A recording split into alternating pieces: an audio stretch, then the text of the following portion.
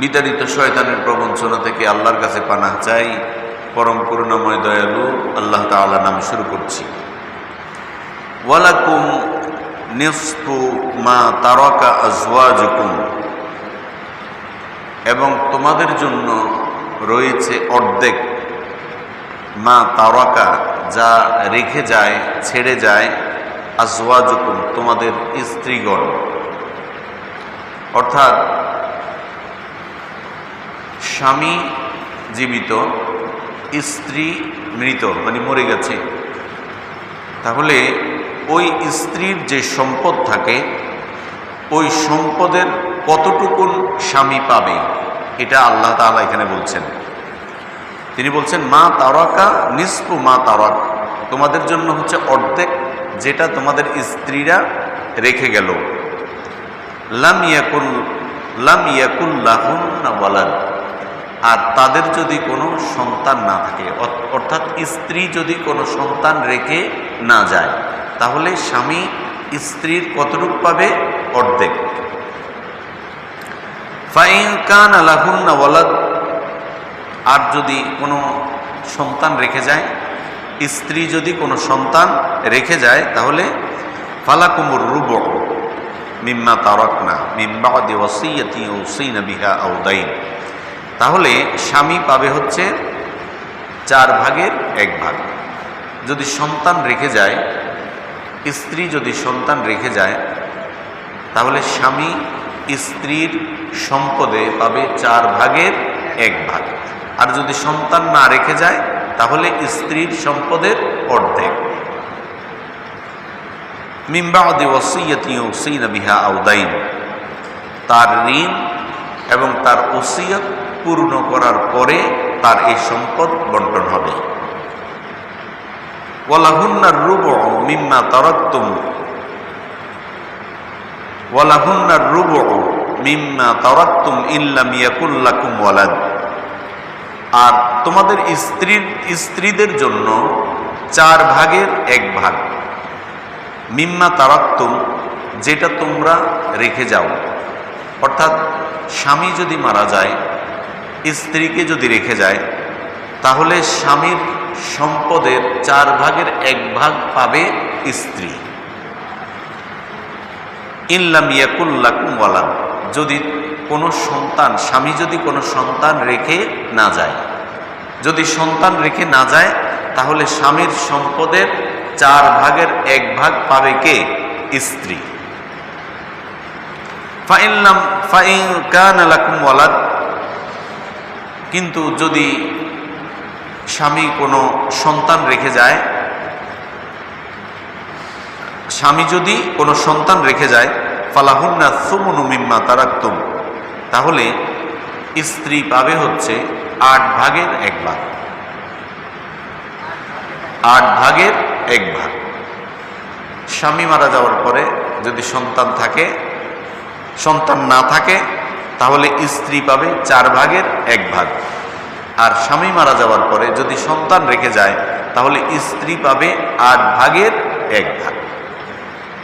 মিম্মা তারাকতুম মিন বাদি ওয়াসিয়াতি তুসুনা বিহা আও দাইন, বরাবরই আল্লাহ পাক যেটা বলছেন, মৃত ব্যক্তির ঋণ এবং তার ওসিয়ত পূর্ণ করার পরে তার এই সম্পদ বন্টন হবে। ওয়া ইন কানা রাজুলুন ইউরাসু কালালাতান আও ইমরাআতুন, আর যদি কোনো নরনারী বা পিতামাতা সন্তানাদি রেখে যায়, ওয়া ইন কানা রাজুলুন ইউরাসু কালালাতান আও ইমরাআতুন ওয়া লাহু আখুন আও উখতুন, যদি কোনো ব্যক্তি ইউরাসু মানে ওয়ারিশ রেখে যায়, কালালাতান এরকম যে তার উপরে এবং নিচে কোনো ওয়ারিশ নাই। কালালা বলা হয়, উপরে হইল কে? বাবা মা, আর নিচে হইল সন্তান। এরকম বাবা মাও নাই, সন্তানও নাই। আচ্ছা, ওয়ালাহু আখুন আও উখতুন, কিন্তু তার আছে হলো ভাই এবং বোন, ভাই এবং বোন রেখে গেছে। ফালিকুল্লি ওয়াহিদিন মিনহুমা সুদুস, তাহলে এই অবস্থায় ওই ভাই বোন পাবে 6 ভাগের 1 ভাগ। বুঝতে পারছেন? ব্যক্তি মারা গেল, তার কোনো ওয়ারিশ, উপরের দিকে কোনো ওয়ারিশ নাই, নিচের দিকেও কোনো ওয়ারিশ নাই, কিন্তু মৃত ব্যক্তি রেখে গেল ভাই এবং বোন। তাহলে এই ভাই এবং বোন পাবে হচ্ছে তার টোটাল সম্পদের 6 ভাগের 1 ভাগ।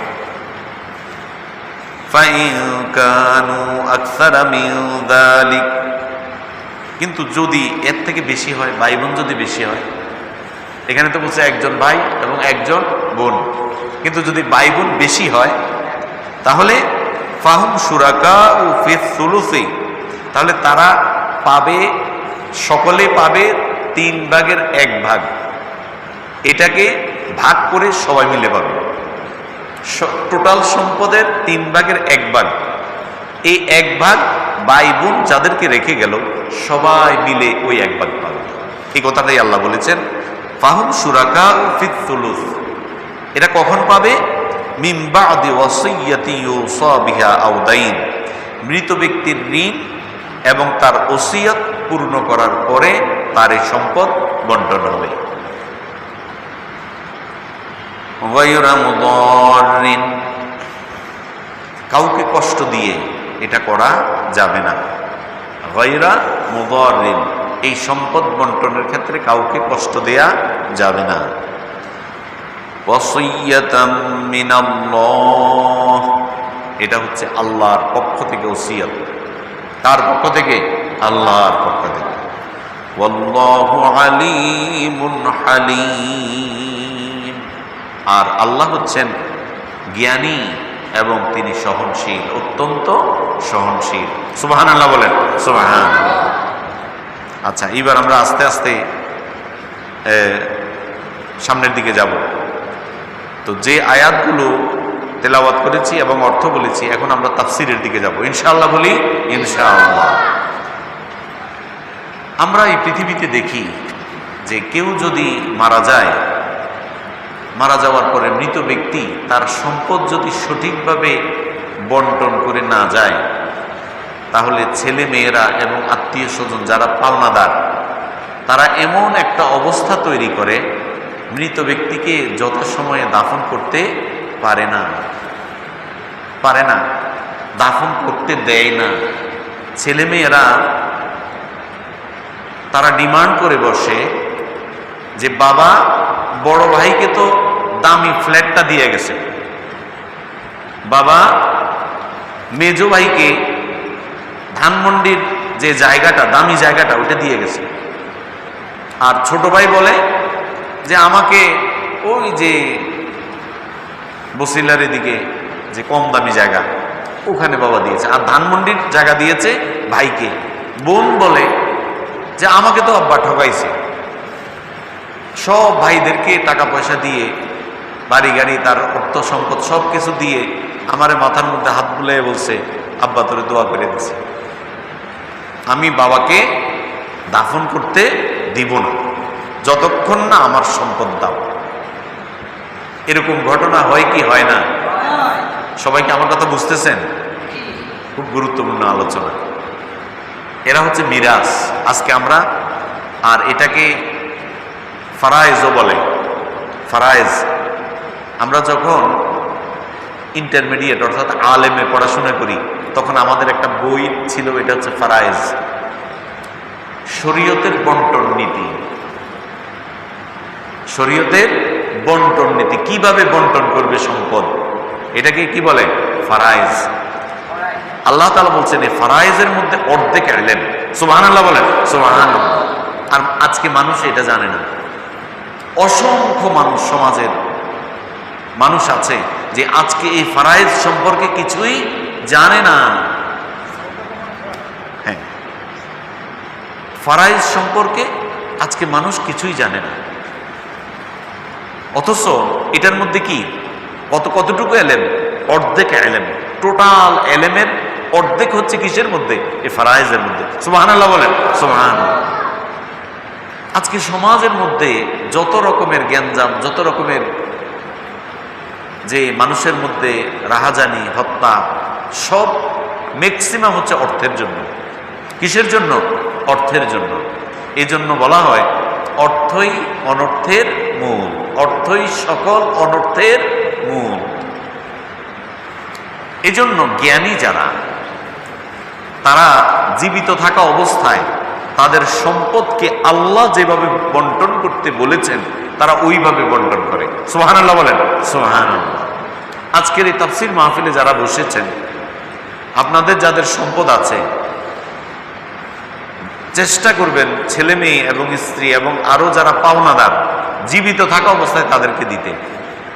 হ্যাঁ বলবেন হুজুর তাহলে আমি চলবো কেমন, আমারে সম্পদ দিয়ে দিলে তো ছেলে মেয়েরা দেখে না। আমাদের সমাজে একটা ট্রেডিশন যে সম্পদ দিয়ে দিলে ছেলে মেয়েরা আর বাবা মাকে দেখে না। আপনার জন্য যতটুকু আপনার জন্য রাখা দরকার অতটুকু রাখবেন, আপনার জন্যও রাখবেন, ছেলে মেয়েদের উপর ভরসা করবেন না। অথবা আরেকটা জিনিস করা যায় যে আপনি তাদেরকে না দিয়ে আপনি মানে কে কতটুকু পাবে এটা আপনি করে গেলেন, এরপর এটা কার্যকর হবে আপনার মৃত্যুর পরে, এরকমও করা যায়। তাহলে ছেলে মেয়েদের মধ্যে কি হবে না, মারামারি হবে না, আপনার লাশ নিয়ে তারা রাজনীতি শুরু করবে না। পত্রপত্রিকার মধ্যে অসংখ্য রিপোর্ট এরকম আসে যে বাবা মারা গিয়েছে, এখন বাবাকে ছেলে মেয়েরা দাফন করতে দেয় না। কেন? যে বাবা সম্পদ সঠিকভাবে বন্টন করে যায় না। যার কারণে কি করে, বড় ছেলে বলে ছোট ছেলেকে বেশি দিয়েছে, মেজো ছেলে বলে বড় ছেলেকে বেশি দিয়েছে, মেয়ে বলে আব্বা আমাকে দেয় নাই, ঠকাইছে, আব্বা আমার মাথার মধ্যে ধরে দোয়া করে দিছে। এইরকম অসংখ্য ঘটনা আমাদের দেশের মধ্যে, আমাদের সমাজের মধ্যে আছে কি নাই? আছে। এই জন্য আল্লাহ বলেছেন, বান্দা তুমি যদি আমার হুকুম আমার বিধানটা মানো তাহলে তোমার ছেলে মেয়ে স্ত্রী কারো মধ্যে কোনো ফিতনা ফাসাদ এগুলো হবে না। সুবহানাল্লাহ বলেন, সুবহানাল্লাহ। এই জন্য শান্তি কোথায়? কোরআনের কাছে, কোরআনের মধ্যে। শান্তি কোথায়? কোরআনের মধ্যে। কোরআন ছাড়া যত কিছু আছে সব অশান্তি। কোরআন যেভাবে বলেছে মানুষ যদি এভাবে চলে, কোরআন যেভাবে বলেছে মানুষ যদি এভাবে বন্টন নীতি অবলম্বন করে তাহলে সমাজের মধ্যে ফিতনা ফাসাদ মারামারি এই কলহ এগুলো চিরতরে বন্ধ হয়ে যাবে। সুবহানাল্লাহ বলেন, সুবহানাল্লাহ। এই জন্য আজকে আমরা যারা তাফসিরে বসেছি এবং পরবর্তীতে যারা এটা শুনবেন, আমাদের উচিত হচ্ছে যে জীবিত অবস্থায় আল্লাহ যেভাবে বলেছেন এভাবে বন্টন করা। আমাদের কাছে এবং আপনাদেরও অনেকের কাছে জানা আছে যে আমাদের অনেক মানুষ আছে ছেলেদেরকে সব দিয়ে যায়, মেয়েদেরকে ঠকায়, মেয়েদেরকে সম্পদ দেয় না। ওই যে একটু আগে বললাম, মাথার মধ্যে দিয়ে বলে আব্বা তোমাকে দোয়া করে গেছে। আর কে তুমি দোয়া করার কে? আল্লাহ যেভাবে বলছো ওইভাবে বন্টন করতে হবে। এরপরে না দোয়া করলে দোয়া কবুল করার মালিক কে? আল্লাহ। দোয়া কবুল করে কে? নাকি দুনিয়ার কোনো মানুষ, রাজা বাদশা? না, দোয়া কবুল করে হচ্ছে আল্লাহ। তাহলে আল্লাহ যেভাবে বলেছে ওই কথা না শুনে মানুষ যদি আল্লাহর কাছে দোয়া করে, যে মেয়েরে বলতেছে আব্বা তোমার মাথায় হাত দিয়ে দোয়া করে দিচ্ছি, তাহলে আল্লাহ কি দোয়া কবুল করবে? না, কবুল করবে না। আগে আল্লাহর হুকুম মানতে হবে, আল্লাহর বিধান মানতে হবে, এরপরে যদি বলে আব্বা তোমার মাথায় হাত দিয়ে দোয়া করে দিলাম, ওই দোয়া কবুল হবে। এই জন্য সম্পদ বন্টন করার ক্ষেত্রে খুবই সাবধানতা অবলম্বন করতে হবে যে আল্লাহর বিধান যেন কোনোভাবেই লঙ্ঘন না হয়। যেটা বলছিলাম যে সমাজের মধ্যে যে আছে এত বিশৃঙ্খলা, এই শুধু সম্পদের কারণে। বাবা মাকে অভিশাপ দেয় ছেলে মেয়েরা যে বাবা আমাকে ঠকাইছে, মা আমাকে ঠকাইছে, ভালো ভালো সম্পদগুলো অমুককে দিয়েছে, আমাকে দেয় নাই। আমার চাচা, একজনই আমার চাচা কুমিল্লা আলিয়া মাদ্রাসার হেড মাওলানা ছিলেন। তা আমি যখন আলেম পরীক্ষা দিয়েছি, আলেম পরীক্ষা দিয়ে আমি চাচা কুমিল্লা আলিয়া মাদ্রাসাতে পড়াইতেন না, টমসন ব্রিজ নিউ হোস্টেল মসজিদের ইমাম ছিলেন 36 বছর। কত বছর? 36 বছর একই মসজিদের ইমাম খতিব ছিলেন। তো আমি আলেম পরীক্ষা দিয়ে চাচার কাছে পড়তে গেছি। 3 মাস বন্ধ থাকে, 3 থেকে 4 মাস। তো নাহুসরফ পড়তে গিয়েছি চাচার কাছে। তো আমরা তিনজন পড়ি, চাচার ছোট ছেলে, আমার বড় চাচার একমাত্র ছেলে আর আমি, তিনজন পড়ি। তো চাচার অনেক সম্পদ ছিল, প্রায় আপনার 1100 সাড়ে 1100 শতক, 1100 সাড়ে 1100 শতক। তো পড়তে পড়তে অনেক গল্প হয়। একদিন আমরা বললাম যে চাচা, আপনি যে এত সম্পদ রেখে যাচ্ছেন, কিন্তু আপনি তো ওইগুলো বন্টন করে যাচ্ছেন না, আপনি চলে গেলে এই সম্পদের কি হবে? তখন চাচা একটা কথা বলেছে যে আমি চলে গেলে আমার এই সম্পদ কোরআন যেভাবে বলেছে, কোরআনের মধ্যে তো আল্লাহ বন্টন করে দিয়েছে, আমি কি বন্টন করবো? সুবহানাল্লাহ বলেন, সুবহানাল্লাহ। কোরআনের মধ্যে আল্লাহ বন্টন করে দিয়েছে, তাহলে আমি আর কি বন্টন করব?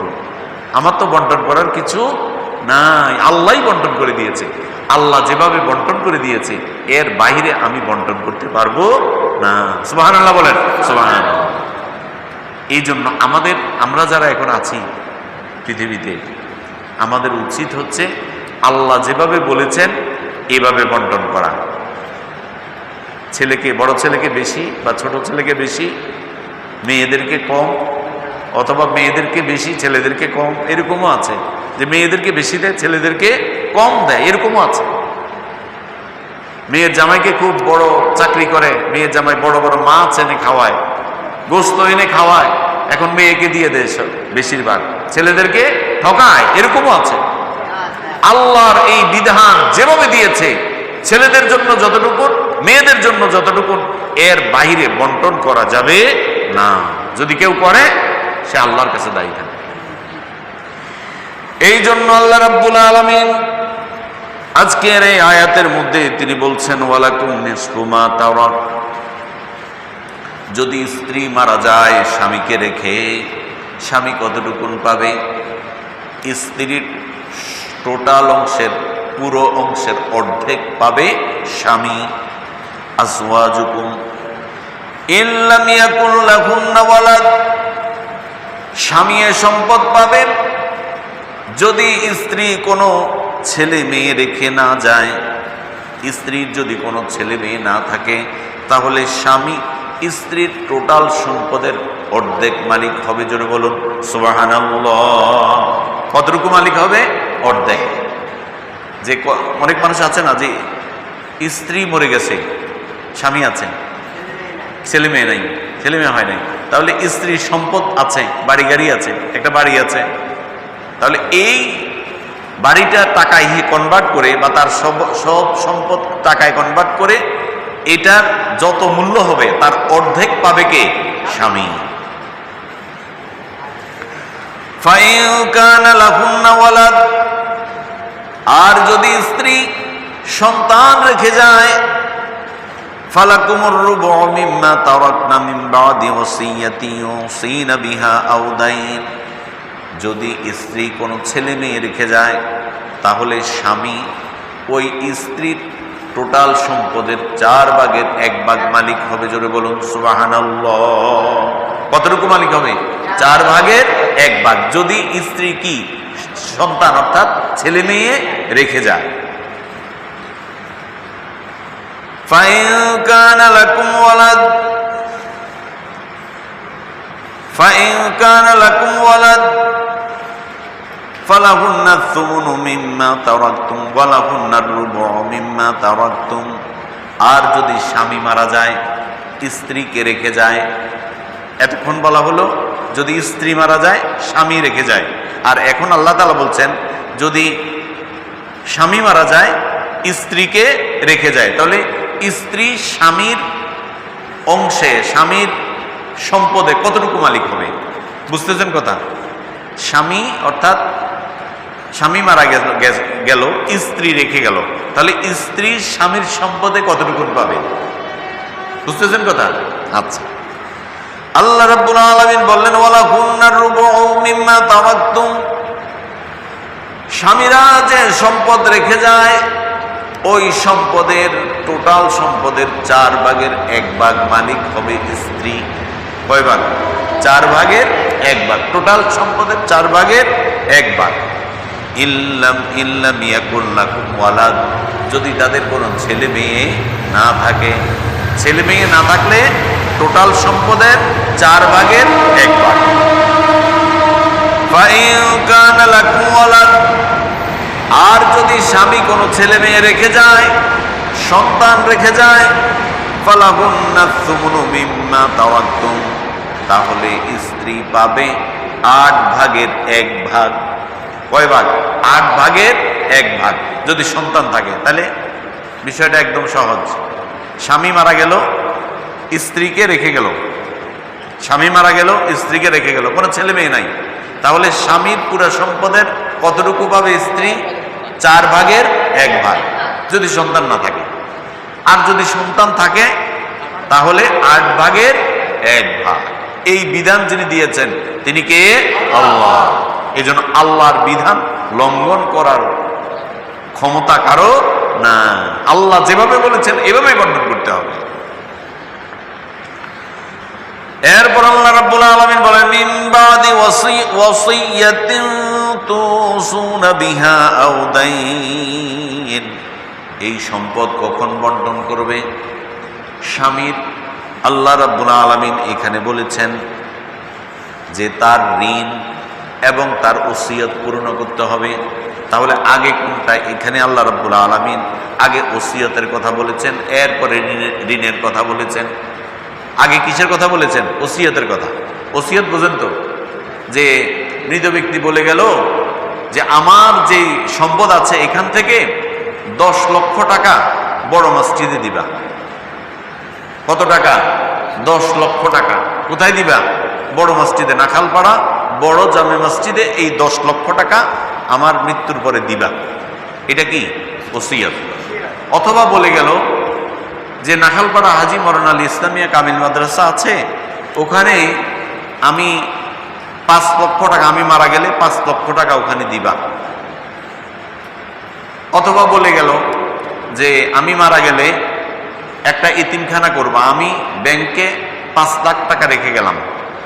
তাহলে এই মৃত্যুর আগে মৃত ব্যক্তি, মানে মৃত্যুর আগে কেউ যদি এরকম করে বলে যায়, এটাকে কি বলে? ওসিয়ত। ওসিয়ত, এটাকে কি বলে? ওসিয়ত। ওসিয়তের ক্ষেত্রে বিধান হচ্ছে কতটুকু ওসিয়ত করতে পারবে, টোটাল সম্পদের কতটুকু করতে পারবে। যেমন কেউ যদি বললো আমার পুরো সম্পদ নাখালপাড়া বড় জামে মসজিদে দিয়ে দিলাম, হবে না। অথবা যদি বলে অর্ধেক, আমার যত টাকা পয়সা বাড়ি গাড়ি যত কিছু আছে এর অর্ধেক আমি দিয়ে দিলাম, হবে? হবে না। মৃত ব্যক্তি, এটা কিন্তু মাসালা মনে রাখতে হবে, মৃত ব্যক্তি টোটাল সম্পদের 3 ভাগের 1 ভাগ ওসিয়ত করতে পারবে। কত ভাগ? 3 ভাগের 1 ভাগ। 3 ভাগের 1 ভাগের বেশি ওসিয়ত করতে পারবে না। তাহলে আমাদের এটা মনে রাখতে হবে, মৃত ব্যক্তি কতটুকু ওসিয়ত করতে পারবে? 3 ভাগের 1 ভাগ, তার টোটাল সম্পদের 3 ভাগের 1 ভাগ। আচ্ছা, এটা গেল। এরপরে আসেন এখানে যে আল্লাহ তাআলা বলেছেন যে মিন বাদি ওয়াসিয়াতিন তুসুনা বিহা আও দাইন, যে তোমরা ওসিয়ত পূর্ণ করবে, ব্যক্তি মৃত্যুর পরে তোমরা ওসিয়ত পূর্ণ করবে এবং তার ঋণ পরিশোধ করবে। তাহলে এখানে ওসিয়তের কথা কিন্তু আগে বলেছে কোরআনের আয়াতে, আর ঋণের কথা পরে বলেছে। তাহলে কোনটা আগে হবে? ঋণ আগে হবে না ওসিয়ত আগে হবে? ওসিয়ত না। মুফাসসিরগণ বলেছেন, ওলামায়ে কেরাম বলেছেন আগে হচ্ছে ঋণ দিতে হবে। মৃত ব্যক্তি মারা যাওয়ার পরে আগে কি দিতে হবে? ঋণ। অর্থাৎ তার যদি কোনো ঋণ থাকে, দোকানের বাকি, অমুকের থেকে 5,000, তমুক থেকে 1 লাখ, ব্যবসায়িক লেনদেন, যত রকমের লেনদেন, যত রকমের ঋণ আছে, আগে ব্যক্তি মারা যাওয়ার পরে প্রথম কি পরিশোধ করতে হবে? তার ঋণ। এরপরে দিতে হবে কি? এরপরে পূর্ণ করতে হবে তার ওসিয়ত। এই কথাটা যিনি বলেছেন তিনি কে? আল্লাহ। আবার বলেন, কে বলেছেন? আল্লাহ। এই জন্য আল্লাহর বিধানকে ডিনাই করার, আল্লাহর বিধান, আল্লাহর হুকুমকে ডিনাই করার ক্ষমতা এই পৃথিবীর কারো না। এই জন্য আল্লাহ রাব্বুল আলামিন বলেন, মিম্মা তারাকতুম মিন বাদি ওয়াসিয়াতিন তুসুনা বিহা আও দাইন, মৃত ব্যক্তি মারা যাওয়ার পরে তার সম্পদ থেকে প্রথমে তার ঋণ পরিশোধ করতে হবে, এরপরে তার ওসিয়ত পূর্ণ করতে হবে। জোরে বলুন সুবহানাল্লাহ। তার ওসিয়ত এবং ঋণ পরিশোধ করতে হবে। এরপর আল্লাহ রাব্বুল আলামিন বলেন, ওয়া ইন কানা রাজুলুন ইউরাসু কালালাতান আও ইমরাআতুন, ওই ব্যক্তি মৃত ব্যক্তি, ওয়া ইন কানা রাজুলুন, যদি কোনো ব্যক্তি ইউরাসু ওয়ারিশ রেখে যায়, কালালাতান, কালালা বলা হয় উপরেও কোনো ওয়ারিশ নাই, নিচেও নাই। উপরে কে? মা বাবা, নিচে কে? সন্তান সন্ততি। এমন ব্যক্তি মারা গেল, তার উপরে ওয়ারিশ মানে মা বাবা নাই, নিচে ওয়ারিশ নাই, ছেলে মেয়ে নাই, কিন্তু আছে কে? আবিমরাতুন, স্ত্রীও নাই, স্ত্রীও নাই। ওয়ালাহু আখুন আও উখতুন, তার আছে হচ্ছে একজন ভাই এবং একজন বোন। ফালিকুল্লি ওয়াহিদিন মিনহুমা সুদুস, ওই মৃত ব্যক্তির সম্পদ থেকে 6 ভাগের 1 ভাগ তার ভাই এবং বোনের মধ্যে বন্টন করা হবে। জোরে বলুন সুবহানাল্লাহ। কয় ভাগের 1 ভাগ? 6 ভাগের 1 ভাগ। যে উপরে বাবা মাও নাই, নিচে ছেলে মেয়েও নাই, স্ত্রীও নাই, তাহলে এই অবস্থায় 1 ভাই 1 বোন যদি থাকে, তাহলে তারা কতটুকু পাবে? 6 ভাগের 1 ভাগ। এরপর আল্লাহ রাব্বুল আলামিন বলেন, ফাইন কানু আকসারা মিন যালিক, কিন্তু একজন ভাই একজন বোনের কথা বলা হলো। যদি একাধিক ভাই বোন থাকে তখন কি হবে? একাধিক ভাই বোন রেখে গেছে, উপরে বাবা মা নাই, নিচে ছেলে মেয়ে নাই, স্ত্রী নাই, তাহলে সম্পদ কিভাবে বন্টন হবে? আল্লাহ রাব্বুল আলামিন ফয়সালা দিচ্ছেন, ফাহুম শুরাকাউ ফিস সুলুসি মিন বাদি ওয়াসিয়াতি ইউসা বিহা আও দাইন। আল্লাহ রাব্বুল আলামিন ফয়সালা দিচ্ছেন, মৃত ব্যক্তির সম্পদ, টোটাল সম্পদের 3 ভাগের 1 ভাগ তাদের সকলের মধ্যে বন্টন করে দেয়া হবে। জোরে বলুন সুবহানাল্লাহ। অর্থাৎ মৃত ব্যক্তি যে সম্পদ রেখে যাবে, যেমন 3 ভাই রেখে গেল, 3 বোন রেখে গেল, অথবা 5 ভাই থাকলো, 5 বোন থাকলো, উপরে বাবা মা নাই, নিচে ছেলে মেয়ে নাই, স্ত্রী নাই, তাহলে তারা কতটুকু সম্পদের মালিক হবে?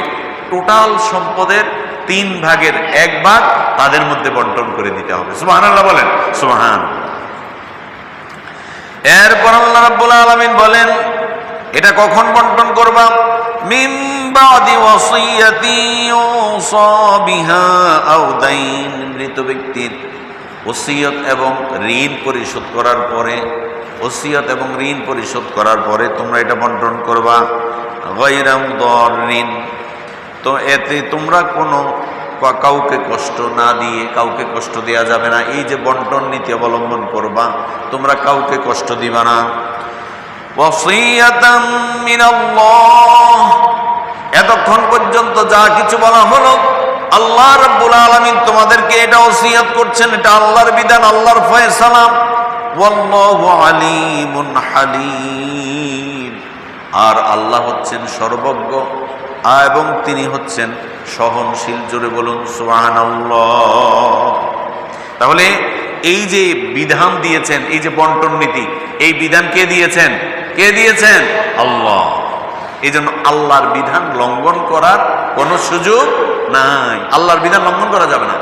যারা আল্লাহর বিধান লঙ্ঘন করবে, এই কোরআনের বিধানকে লঙ্ঘন করবে, আল্লাহর কাঠগড়ায় তাদেরকে দাঁড়াইতে হবে। নাউজুবিল্লাহ বলেন, নাউজুবিল্লাহ। এই জন্য সম্পদ থাকলে বন্টন নীতি নিজেদের মতো করে না কোরআনের মতো করে? কোরআনের মতো করে, নিজেদের মতো করে জীবন পরিচালনা করা যাবে না। নিজেদের মতো করে মন যা চাইলো তাই করলাম, এরকম করা যাবে না। আল্লাহর কোরআন যেভাবে বলেছে, আল্লাহর কোরআনের বিধান অনুযায়ী করতে হবে। সুবহানাল্লাহ বলেন সুবহানাল্লাহ। তাহলে শান্তি আসবে। ওই শুরুতেই যেটা বলেছিলাম, যে যখন মানুষ মারা যায়, বড় ছেলে দাফন করতে দেয় না, অথবা ছোট ছেলে দাফন করতে দেয় না, অথবা মেয়েরা দাফন করতে দেয় না। কেন? যে বাবা আমাকে ঠকাইছে, এই জন্য আমার সম্পদ না বুঝাইয়া না দিয়া বাবাকে দাফন করা যাবে না। অসংখ্য ঘটনা আছে। এই জন্য আল্লাহর যে বিধান আছে, এই বিধান মতো যদি সবাইকে দেয়া হয়, তাহলে বাবাকেও আর কষ্ট করতে হবে না। সুবহানাল্লাহ বলেন, সুবহানাল্লাহ। এরপর আল্লাহ রাব্বুল আলামিন বলছেন তিলকা হুদুদুল্লাহ, এতক্ষণ পর্যন্ত যা কিছু বলা হলো এটা আল্লাহর সীমা। এই সীমাটা কে দিয়েছেন? আল্লাহ। কে দিয়েছেন? আল্লাহ। তোমরা এই সীমা লঙ্ঘন করিও না, এটা আল্লাহ তাআলা দিয়েছেন। তিলকা হুদুদুল্লাহ, এটা হচ্ছে আল্লাহর সীমা, এটা হচ্ছে আল্লাহর বন্টন নীতি। আল্লাহ রাব্বুল আলামিন এইটা সীমা তোমাদের জন্য সীমা নির্ধারণ করে দিয়েছেন। ওয়া মান ইউতি'িল্লাহ ওয়া রাসূলাহু, যেই ব্যক্তি মান ইউতি'িল্লাহ, আল্লাহর ইতাআত করে, অনুসরণ করে, ওয়া রাসূলাহু, এবং রাসূলের অনুসরণ করে, ইউদখিলহু জান্নাত, আল্লাহ রাব্বুল আলামিন তাদেরকে জান্নাতে প্রবেশ করাবেন। সুবহানাল্লাহ বলেন, সুবহানাল্লাহ। কেমন জান্নাত? তাজরি মিন তাহতিহাল আনহারু খালিদিনা ফিহা, যে জান্নাতের তলদেশে নদীসমূহ প্রবাহিত, এমন জান্নাতের মধ্যে আল্লাহ রাব্বুল আলামিন তাদেরকে প্রবেশ করাবেন। খালিদিনা ফিহা, আমরা মনে করি দুনিয়ার মধ্যে মানুষ সুখী হয় একটা সময়, এরপরে আবার কষ্ট আসে, কিন্তু জান্নাতের মধ্যে এরকম না।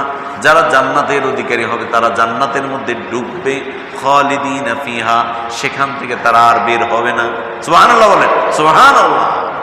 আল্লাহ রাব্বুল আলামিন বলেন ওয়া মান ইউতি'িল্লাহ ওয়া রাসূলাহু, যেই ব্যক্তি আল্লাহ এবং তার রাসূলের অনুসরণ করবে, ইউদখিলহু জান্নাতিন তাজরি মিন তাহতিহাল আনহার, তাদেরকে আল্লাহ রাব্বুল আলামিন জান্নাতে প্রবেশ করাবেন, এমন জান্নাত যার তলদেশে নদীসমূহ প্রবাহিত। এবং ওই ব্যক্তি যারা জান্নাতে যাবে তারা চিরস্থায়ীভাবে ওই জান্নাতের মধ্যে থাকবে। জোরে বলুন সুবহানাল্লাহ। ওয়া যালিকাল ফাওজুল আযীম, এইগুলো এটা আল্লাহ রাব্বুল আলামিনের মহা প্রতিদান। ওয়া যালিকাল ফাওজুল আযীম, এটা মহা প্রতিদান, মহাদান, এটা তার জন্য আল্লাহ রাব্বুল আলামিনের মহাদান। তাহলে আমরা বুঝলাম যে আল্লাহ, এতক্ষণ যে বন্টন নীতির কথা বলা হলো, যে বন্টন নীতি এটা এই সীমাটা নির্ধারণ করেছেন কে? আল্লাহ।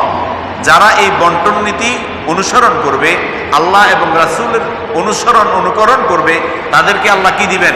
কি দিবেন? জান্নাত। কি দিবেন? জান্নাত। জান্নাত কেমন জান্নাত? যার তলদেশে নদীসমূহ প্রবাহিত। এখন কি রকম নদী প্রবাহিত? যে আপনার শরাব থাকবে, এরপরে পানি থাকবে, এরপরে দুধের নহর থাকবে, মানুষ যেটা চাইবে সাথে সাথে আল্লাহ রাব্বুল আলামিন তাদের জন্য সেটা ব্যবস্থা করে দিবেন। সুবহানাল্লাহ বলেন, সুবহানাল্লাহ। দুনিয়ার মধ্যে ধানমন্ডি, গুলশান, বনানী, ডিওএইচএস, এই সকল জায়গার মধ্যে এখন পূর্বাঞ্চল, ওই বসিলা, এগুলোর মধ্যে একটু সুন্দর বাড়ি টাড়ি করে, একটু বড় জায়গা করে, মধ্যখানে একটা পুকুর করে, এই যে আমি অনেকবার আপনাদেরকে বলি যে কি সুন্দর, আমরাও যাওয়ার অনেক বাসায় সুযোগ হয়েছে, যে এমন সুন্দর করে পুকুরের মতো করে রাখছে, ঝর্ণা, এটাকে কি বলে, যে পুকুরের মতো করে রাখছে, আর সিট বানিয়ে রাখছে, যে বসতে পারে দুইজন, আর টেবিল আছে, চা খাচ্ছে ওখানে, কফি খাচ্ছে, আর কি সুন্দর বাতাস আসতেছে, কি না ভালো লাগে। এসি ফিট করা আছে, কত সুন্দর পরিবেশ। দুনিয়ার জান্নাত এগুলো, কি দুনিয়ার জান্নাত। আর এগুলো ক্ষণস্থায়ী। এই যে এগুলো একটা সময় দেখা যায়, আমরা এমনও দেখেছি ব্যবসায়ী ব্যবসা করতে করতে এত টাকা পয়সার মালিক হয়েছে যে একটা সময় যখন টাকা পয়সা চলে যায় আবার সে পথে বসে যায়। কিন্তু আল্লাহ রাব্বুল আলামিন বলেন, বান্দা, দুনিয়ার মধ্যে যারা টাকাওয়ালা হও, পয়সাওয়ালা হও, বাড়িওয়ালা হও, গাড়িওয়ালা হও, এটা ক্ষণস্থায়ী। কিন্তু আমি তোমাকে যখন জান্নাত দিব, এমন জান্নাত দিব যার তলদেশে নদীসমূহ প্রবাহিত, এবং চিরস্থায়ীভাবে তোমরা সেখানে থাকবে। জোরে বলুন সুবহানাল্লাহ। ওখান থেকে বের হওয়ার কোনো সুযোগ নাই। এরপর আল্লাহ রাব্বুল আলামিন বলেন, ওয়া মান ইয়াসিল্লাহ ওয়া রাসূলাহু, যেই ব্যক্তি আল্লাহ এবং রাসূলের অনুকরণ করবে না, আল্লাহ এবং রাসূলের যে বিধান আছে এই বিধান মানবে না, অবাধ্য হবে। ওমাইয়াসিল্লাহা ওয়া রাসূলাহু, যেই ব্যক্তি আল্লাহ এবং তার রাসূলের অবাধ্য হবে, সীমা লঙ্ঘন করবে, ওয়া ইয়াতাআদ্দা হুদুদাহু, এবং আল্লাহ পাকের সীমা লঙ্ঘন করবে, তার জন্য কি আছে? ইউদখিলহু নারা, তার সে জাহান্নামে প্রবেশ করবে। কোথায় প্রবেশ করবে? জাহান্নামে। যেই ব্যক্তি আল্লাহর সীমা লঙ্ঘন করবে সে কোথায় প্রবেশ করবে? জাহান্নামে। ওয়া ইয়াতাআদ্দা হুদুদাহু ইউদখিলহু নারা। এবার আল্লাহ আরো একটা কঠিন কথা বলছেন, খালিদান ফিহা, জাহান্নামের মধ্যে গেলে টেম্পোরারি লাইফ হবে না, যে ঢুকলাম আর বাইর হয়ে গেলাম। জাহান্নামের মধ্যে ঢুকলো, কয়েক বছর থেকে আবার বের হয়ে গেল, এরকম না। আল্লাহ রাব্বুল আলামিন বলছেন, বান্দা, যেই ব্যক্তি আমার হুকুম লঙ্ঘন করবা, আমার রাসূলের দেখানো পথ যারা লঙ্ঘন করবে, আল্লাহ এবং রাসূলের বিধান যারা লঙ্ঘন করবে, আল্লাহ এবং রাসূলের অবাধ্য হবে, ওয়া ইয়াতাআদ্দা হুদুদাহু, এবং সীমা লঙ্ঘন করবে, ইউদখিলহু নারা, আল্লাহ রাব্বুল আলামিন তাদেরকে জাহান্নামে প্রবেশ করাবেন। কোথায়? জাহান্নামে। জাহান্নাম কেমন জাহান্নাম? দুনিয়ার আগুনের মতো না। হাদিস শরীফের মধ্যে এসেছে, দুনিয়ার আগুনের সাথে আরো 69 গুণ আগুন যোগ করলে যেরকম হবে, জাহান্নামের আগুন এর থেকে আরো বেশি হবে। নাউজুবিল্লাহ বলেন, নাউজুবিল্লাহ। দুনিয়ার আগুনে তো চামড়া পুড়লে মানুষ মারা যায়। দুনিয়ার আগুনে কি? চামড়া পুড়লে মানুষ মারা যায়। আর আখিরাতের আগুনে আল্লাহ পাক যেই জাহান্নাম রেখেছেন, ওইটার মধ্যে পড়লেই মানুষ সাথে সাথে শেষ, কিন্তু মানুষ মরবে না। জাহান্নামে কি? মরবে না। যে মানুষের যে শেপ দেয়া হবে, যে শরীর দেয়া হবে, এটা জ্বলে পুরে সারখার হয়ে যাবে, আবার আল্লাহ তাআলা শেপ দিবে, আবার এটা সারখার হয়ে যাবে জ্বলে পুড়ে, আবার আল্লাহ তাআলা শেপ দিবে নতুন করে। শাস্তির উপরে শাস্তি চলতে থাকবে। জাহান্নামে মানুষ মৃত্যু বরণ করবে না।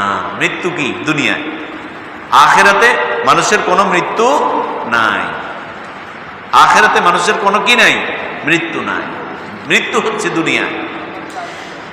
এই জন্য আল্লাহ রাব্বুল আলামিন এখানে এই আয়াতের মধ্যে তিনি বলেছেন, وَمَنْ يَعْصِ اللَّهَ وَرَسُولَهُ وَيَتَعَدَّ حُدُودَهُ يُدْخِلْهُ نَارًا خَالِدًا فِيهَا। যেই ব্যক্তি আল্লাহ এবং রাসূলের সীমা লঙ্ঘন করবে, আল্লাহ এবং রাসূলের অবাধ্য হবে, وَيَتَعَدَّ حُدُودَهُ, এবং সীমা লঙ্ঘন করবে, يُدْخِلْهُ نَارًا, তাদেরকে জাহান্নামের মধ্যে নিক্ষেপ করা হবে, জাহান্নামে প্রবেশ করানো হবে, খালিদান ফিহা, তারা সেখানে থাকবে। আর কি রয়েছে? ওয়ালাহু আযাবুম মুহিন, আর তাদের জন্য রয়েছে লাঞ্ছনাদায়ক শাস্তি। জোরে বলুন নাউযুবিল্লাহ। শাস্তি তো শাস্তি, আবার লাঞ্ছনাদায়ক শাস্তি। এমন শাস্তি দিবে আল্লাহ তাআলা, মানুষকে এমন লাঞ্ছনা দিবে যে মানুষ যেটা কখনো কল্পনাও করে না। কেমন লাঞ্ছনা? দুনিয়ার মধ্যে ধরেন একজনকে বন্দি করলো, কারাগারে নিল। কারাগারে যারা গিয়েছে, আমরা তো আল্লাহর রহমত, আমরা রাষ্ট্রের আইন অমান্যও করি না, কারাগারেও যাওয়ার কোনো প্রশ্ন আসে না। কিন্তু যারা গিয়েছে, আমাদের অনেক বন্ধু বান্ধব গিয়েছে, তাদের কাছে শুনেছি ওইটা হচ্ছে আরেকটা জীবন। কারাগারের জীবন কি? আরেকটা জীবন। আমরা যেরকম স্বাভাবিক জীবন যাপন করছি, এরকম জীবন ওখানে কি আছে? না। কারাগারের জীবন হচ্ছে ভিন্ন আরেকটা জীবন। যারা কারাগারে গিয়েছে তারা জানে কোনো স্বাধীনতা নাই। কারাগারের মধ্যে আবার ক্লাসিফিকেশন আছে, যে হচ্ছে সাধারণ কয়েদি, এ হচ্ছে মার্ডার কেসের আসামি, এ হচ্ছে অমুক অপরাধী, এ হচ্ছে ফাঁসির আসামি। এক একজনের ক্যাটাগরি কি এক এক রকম। এই জন্য আমরা মাঝে মাঝে কোর্টে যখন আনে তখন দেখি যে কোন কোন কয়েদিকে কি পড়ায়, এই যে ডান্ডাবেরি কি পড়ায়, ডান্ডাবেরি, সবাইকে ডান্ডাবেরি পড়ায়। আবার কিছু কিছু আসামি আছে পিছমোড়া করে এভাবে বাঁধে পুলিশ, এরকম করে বাঁধে না, এটা এক ধরনের। আবার আরেক ধরনের যে ডান্ডাবেরি, ডান্ডাবেরি যাদেরকে পড়ায় কষ্ট কম না বেশি? কম না বেশি? বেশি। আবার কারাগারের মধ্যে যাদেরকে অল্প জায়গার মধ্যে রাখে, ওখানে ধরেন যেখানে থাকে ওখানে খায়, ওখানে বাথরুম, ওখানে সব। এই যে আয়নাঘর, যেটা গত সরকারের সময় যে আয়নাঘর বানাইছিল না, আপনারা জানেন না, জানেন কি না? এই যে আয়নাঘর, এটা কি শান্তির জায়গা না অশান্তির জায়গা ছিল? অশান্তি, দুনিয়ার সূর্য দেখে নাই। এই যে ব্যারিস্টার আরমান, আব্দুল্লাহিল আমান আজমি, তারপরে এরকম আরো যারা ছিল যাদেরকে গুম করা হয়েছিল, তাদের মুখের কথা যে ব্যারিস্টার আরমান 8 বছর সূর্যের আলো দেখে নাই। কল্পনা করা যায় কত শাস্তি দিয়েছে? এটা তো দুনিয়ার শাস্তি। এটা কিসের শাস্তি? দুনিয়ার শাস্তি। যেমন আল্লাহ ওনাদের হায়াত রেখেছেন ব্যারিস্টার আরমান এবং আব্দুল্লাহিল আমান আজমি, ব্রিগেডিয়ার জেনারেল। কেমন তো, ওনারা তো মুক্তি পেয়েছেন। এখন কি ভালো আছেন না খারাপ আছেন? ভালো আছেন। কিন্তু আল্লাহর আদালতে যারা অপরাধী হবে, আমি এতগুলো কথা বললাম এটা বোঝানোর জন্য, দুনিয়ার আদালত থেকে মুক্তি পাওয়া যায়, আখিরাতে আল্লাহর আদালত থেকে, জাহান্নামের আগুন থেকে মুক্তি পাওয়ার কোনো সুযোগ নাই। এ কথাটা আল্লাহ বলেছেন এখানে। এতক্ষণ পর্যন্ত যে কথাগুলো বললাম, যে আল্লাহ তাআলা আমাদেরকে বুঝাচ্ছেন, বান্দা দুনিয়ার জিন্দেগিতে এই যে কারাগার, দুনিয়ার এই যে শাস্তি, দুনিয়ার এই যে ডান্ডাবেরি, দুনিয়ার এই যে আয়নাঘর, এটা ক্ষণস্থায়ী। একটা সময় আসে যখন মানুষ মুক্ত হয়ে যায়, তখন তার আর এই কষ্ট থাকে না। যেমন ব্যারিস্টার আরমানের, তারপরে আব্দুল্লাহিল আমান আজমির, এখন আর এই কষ্ট নাই। একটা সময় ছিল, এখন তারা মুক্ত হয়ে গেছে।